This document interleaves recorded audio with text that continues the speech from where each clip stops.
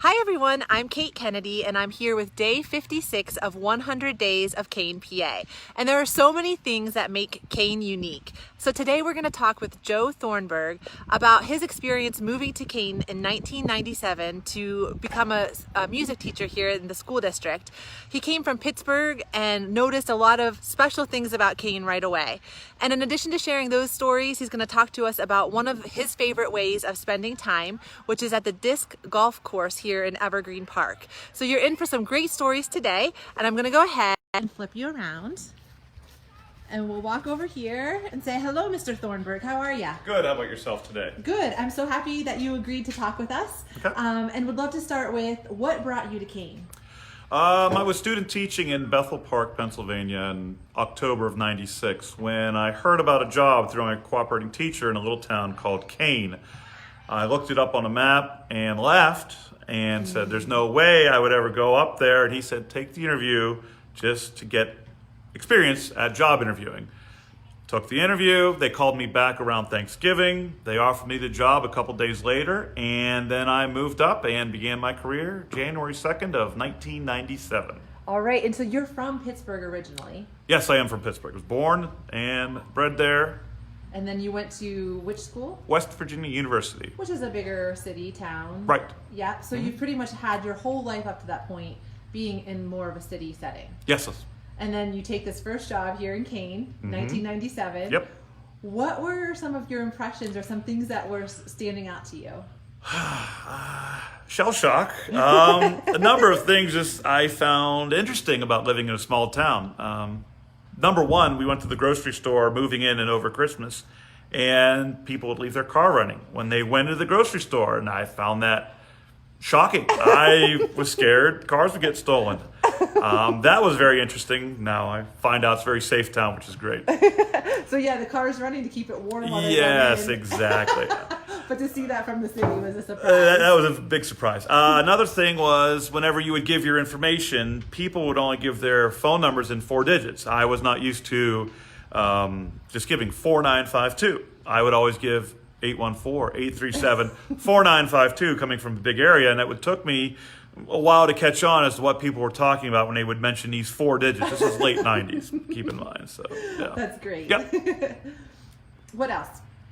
The weather, the changes in weather would be, really, really strange sometimes. My parents came up for the first 4th of July of 1997. I was here. And they swear that it was snowing that day. We'd have the cookout inside and everything, but I looked it up. It was mid-50s, but it was windy and raining, so it felt a lot colder. That was interesting to find out.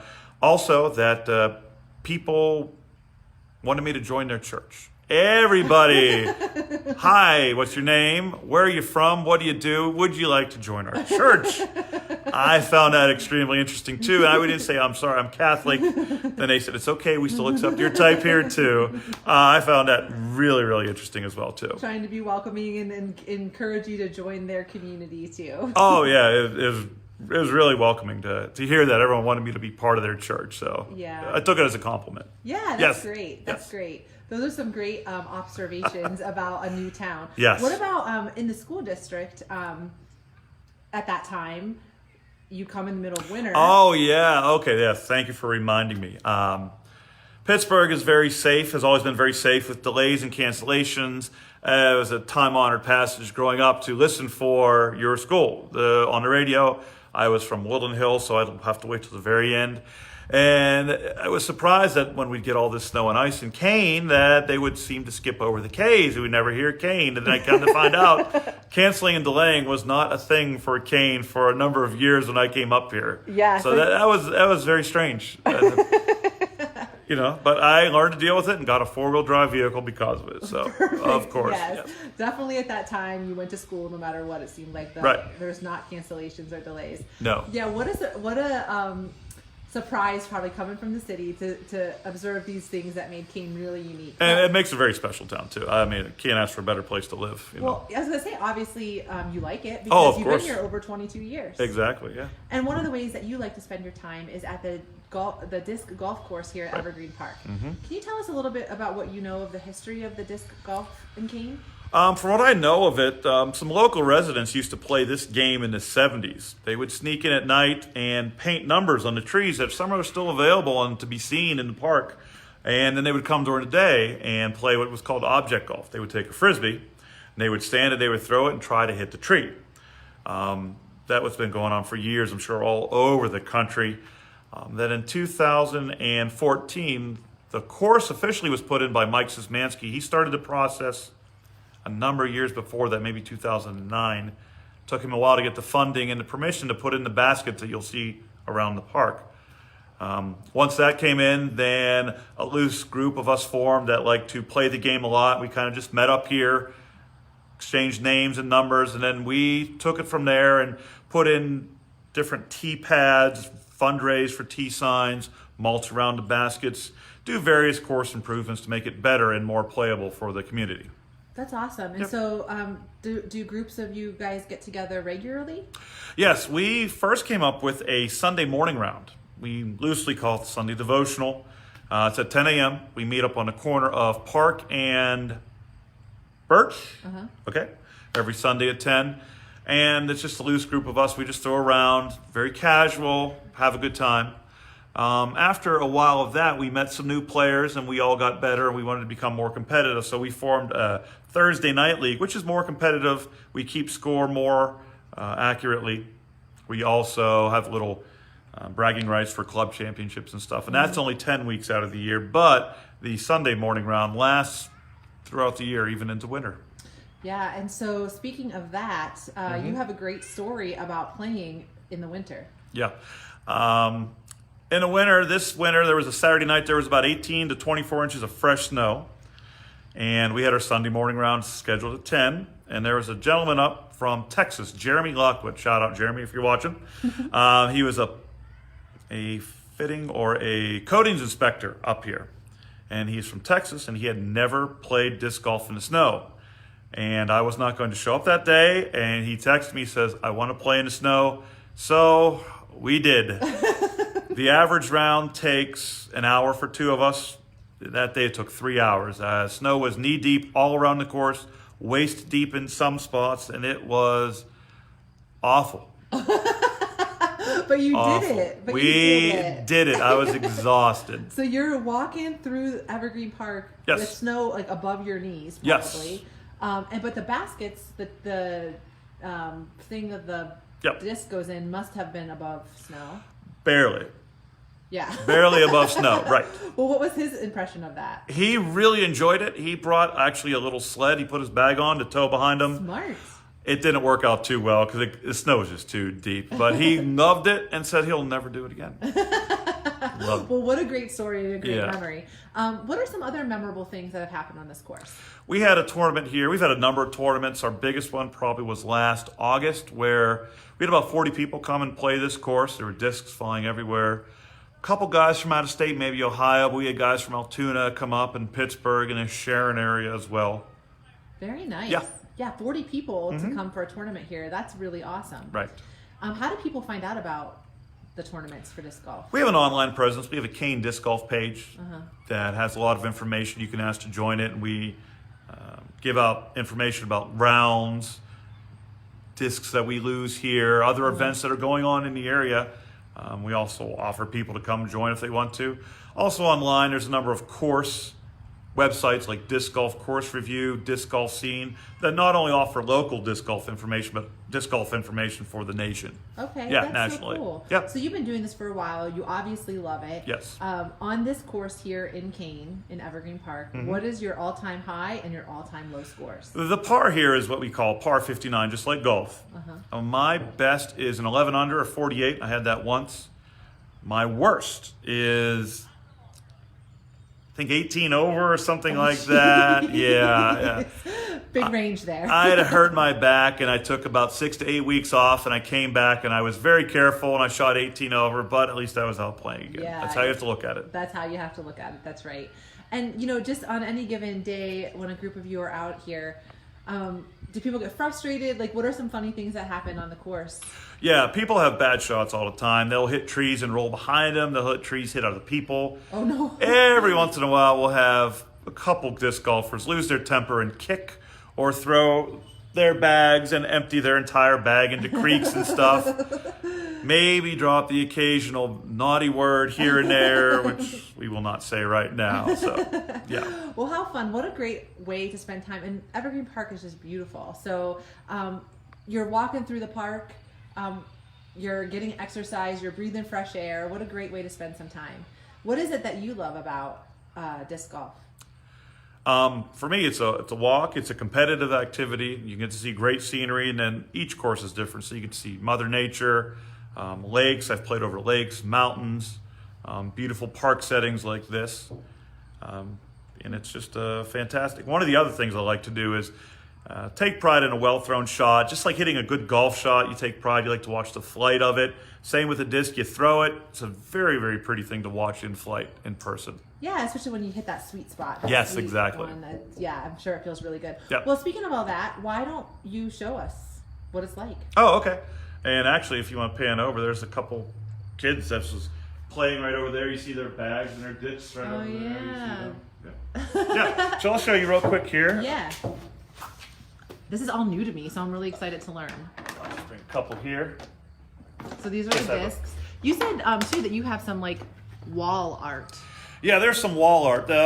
Discs are functional, of course they fly, but as the sport has evolved and there's more money in it, people will put their own little artistic stamp on things. This is not mine. It's not my artwork, but it is my disc. Where people will. These are works of art now, and I have a number of discs that are very, very appealing to me to look at on my wall. So I put them up there. How many discs do you have? I probably have right around 200 right now in my possession. Wow. Yes. So some of them you play with and some of them you display. Yes, exactly. Okay, well let's see how you play. Okay, so I'm gonna follow you. What a nice day too. The temperature's great. So we're here at Evergreen Park, walking up to, this is a tee? this is a hole 12. Yeah, we put the rubber mats in. Oh, hole 12, there you go. Yeah, we also have custom designed signs by a local resident, Austin Money. Oh, nice. Okay. And it shows where you're trying to go, I guess. Locally bought by, who is the lady in town that does the ink pad shop? Oh, Jolene Myers. Yeah, and, I think so, yeah. Well, forgive me, I think that's right. Locally bought, she made the signs, her husband helped install the signs. Very nice. Yeah. Okay, so this is hole 12. It's hole 12. Would you call it a The hole? basket's up, yeah, hole. Mhm. Okay. Basket's up there. You can kind of see it through the trees. We have the little orange flag on top there. I'm gonna see if I can zoom in. I guess I can't. Well, it's up there. How you doing?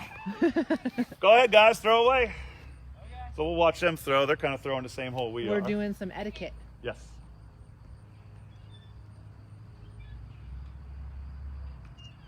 Good shot. Good arm on him. Another good shot. It's kind of hard to see. I wonder if I should go up there when you throw, but I want to watch your technique, Okay. see what I can learn. Probably the best thing, if you're going to catch the shot, I'm going to try and shoot this way. If you want to go stand, maybe up Halfway? up by that little tree, that not the pine, the one straight, that little one right up there. Yeah, I see it. All right, here we go, you guys. I'll throw a couple your way, and maybe I'll be able to get it close. Let's hope that he has a good arm and doesn't hit me by accident. So we're coming up here on the basket, which is like the hole in golf, I guess. This is all right here in Kane, right in Evergreen Park. This is amazing. Oh, let's see here. Oh, there it is. So that's what he's going to be aiming for eventually. But for now, we're going to watch him throw. All right, we're ready for you when you are.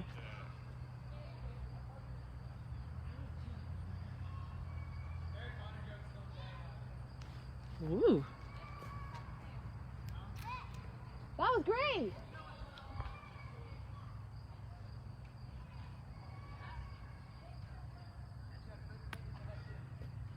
I don't think I could be a sports videographer. The disc goes too fast. Nice job. Thank you. That's it. So you're right, you have to avoid the trees. You have to avoid the trees, yes. And the people. Yes, and the people, yeah. I'm grateful that you did. So then that's how you throw it. That would be one throw. And then I would go up and I would put it and try and put it within the basket for the holing out, they call it. That's awesome. Yeah. Well, hey, thank you so much for showing us this. And You're welcome. Thank you for sharing your stories, not only about disc golf, but about what it was like to move here from the city. Yeah. What you noticed and what stood out to you. And also what you love about Kane still. I guess that's what I'll end with. Okay. We know that you love disc golf. And we know that you must love Kane because you've been here over 22 years. Right. So what are the reasons that kept you here? The sense of community here is fantastic. Everyone knows your name. Everyone's very friendly, always willing to help out with anything. We've had people come here, help out with the golf course. Local business owners help out with money, with time, with materials, donating to it. It just makes you feel like you live in a really special place. Yeah, it's a team effort. It's not Right. just people doing their own thing. Everyone works together. Right. Mm-hmm. That's awesome. Is there anything else that you'd like to share before we wrap up? Yeah, I'm not the face of Kane Disc Golf. There are so many people. Mike Szymanski helped put the course in, Andy Bly. Austin Money designed these great tee signs years ago, but we finally got them in for him. Paul Ciarini is like the online force. Ciarini Jewelers in town. Many other guys out there that come and play and help out with maintenance, with upkeep. I'm just lucky enough to be chosen for this, but I'm not the guy to rely on for everything. There's other people that deserve much more credit than me. Well, we'd appreciate you kind of breaking it down for us and sharing your stories with us. And Okay. Thank you so much for your time today. All right, thank you. All right, everyone. So you got to hear really what makes Kane a great community. And I loved the stories that Mr. Thornburg shared about what he noticed coming here from the city, what stood out to him as living in a rural small town here in northwestern Pennsylvania. So I was wondering, what is it that you think makes Kane unique? What are the things we say or the things that we do or the things that we eat? I see Peg Webb King said she never knew Spanish buns till she moved to Kane. So what are things like that that set Kane apart and make it so you know you're in Kane when you hear or say or taste certain things? Please comment below. I'd love to hear what you have to say. And I agree with Mr. Thornburg. The community here, pitching in together, doing it together is what makes Kane such a great place to live. So thank you guys for tuning in today, and we'll see you again tomorrow for day 57.